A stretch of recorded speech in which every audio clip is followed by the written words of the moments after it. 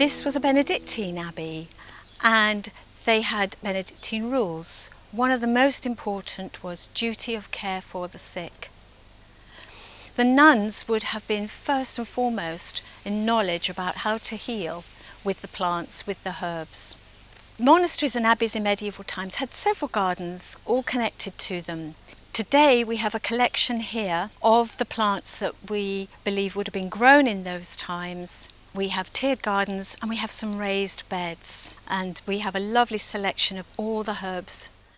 So here we have our medicinal herb bed. We filled it with plants that would have been used for healing in medieval times.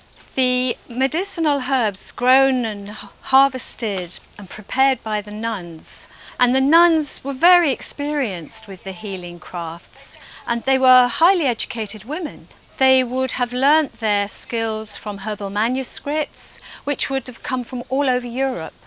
And knowledge came from travellers, from pilgrims, and from monks. There were many different ways that they used the herbs to make their medicine. They would have macerated the herbs in hot animal fats, lards and oils to make salves and ointments. But they would have also boiled their herbs in milk and in strong vinegars. And they would have either been drunk or perhaps used as a compress with some muslin cloth.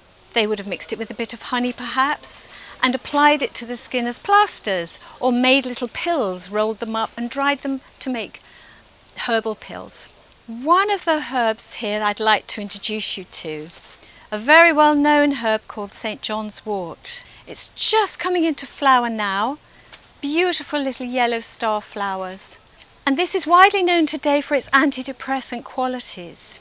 It's also a herb today we use for nerve repair, nerve pain. And we make a beautiful red oil from the flowering tops. And that's great for burns, sunburn, kitchen burns. So very much a herb that I have in my first aid kit. And another one of the herbs you may recognise is yarrow. You'll probably have it as a weed in your lawns. It's a very common weed, but a wonderful healing plant too. Hildegard of Bingen is a 12th century abbess in a Benedictine monastery in Germany. Very much an amazing lady of her times and a wonderful healer and visionary. She speaks of yarrow and says it's a little bit hot and dry, but those qualities help it to clean and cleanse and push through the body. So it can help us to perspire, to reduce a fever, and it's very much associated with blood. It's hemostatic, so it's a wound healer. We can apply it to wounds to stem blood flow. So very useful practical herb that I have in my dispensary today. This is our culinary herb bed, filled with the plants that they would have been using in the kitchens in the abbey. You'll also recognise that these are herbal plants for medicine. These plants overlap for all their uses. Parsley and sorrel, for example, very rich in vitamin C.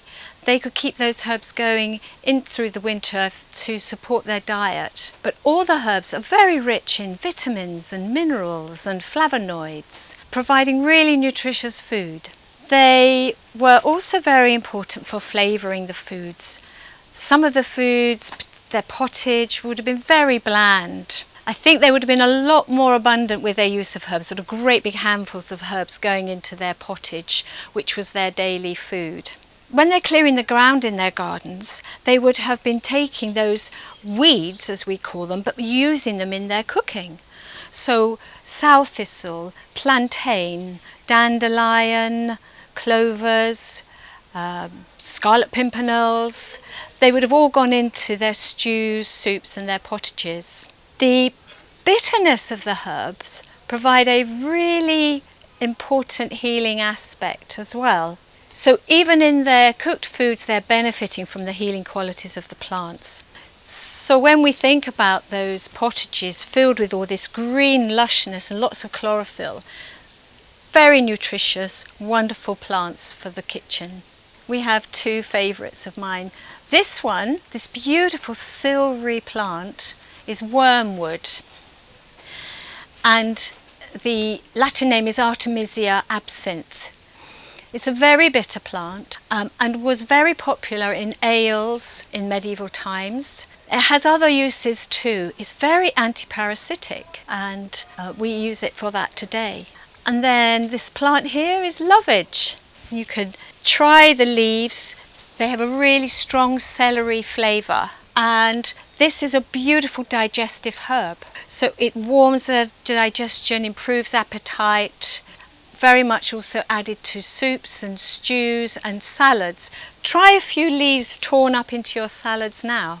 So a lovely selection of plants used in our cookery today. So this is our utility herb bed. It's filled with plants for practical purposes in the daily lives of the nuns. They were used for dyeing the cloth, lots of beautiful colours, highly prized for ceremonial dress. They were used for cloth making, so lots of reasons for growing all these wonderful plants. Just to run through a few with you, teasels were grown for their seed heads, so they were used to raise the nap on the woolen cloth. We have the many dye plants here, providing a whole spectrum of colours. And nettle was an incredibly useful plant because they used to use the very strong stems of a good mature nettle. They would break it down to reveal the fibres and make ropes and string and nets and wonderful cloth. This plant is one of the Gallium family. This is ladies' bed straw. This would have been used to dry and stuff mattresses and makes a beautiful scented stuffing. This is tansy, a very useful herb. It's just about to come into flower now. It's looking magnificent. And the flowers are tiny little yellow buttonhead flowers. And they give us a beautiful yellow buttery dye colour. It can also be made into a green dye with certain additives too. And it's medicinal too. It's a very good digestive herb, but very strong and powerful. We want to be very careful in just taking small doses of it. And this plant here is meadowsweet, just about to come out into beautiful frothy candy floss white flowers. It's also called meadwort and was used to make a honey-flavoured, honey-scented mead. We use it today and use then for strewing for its scent. The nuns would have used it to strew the abbey floors and in the infirmary because it imparts a very sweet scent when walked upon. Strewing herbs are particularly important as well. They repel fleas and insects and rodents. And they also bring in their antimicrobial qualities. This is also a very medicinal healing herb. It's the forerunner to our aspirin today because it contains salicylic acid. So it's anti-inflammatory, it can give pain relief and can help with heartburn.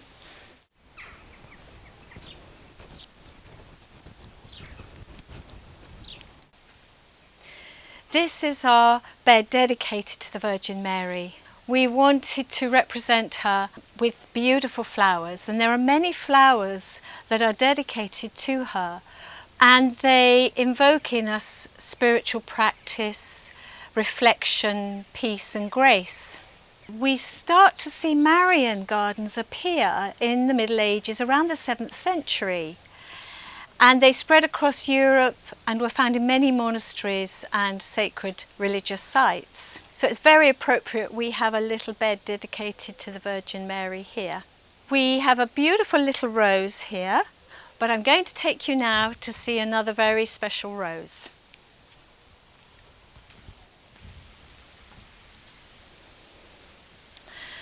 So here we are in the tiered herb beds, and we have a wonderful row of the apothecary's rose.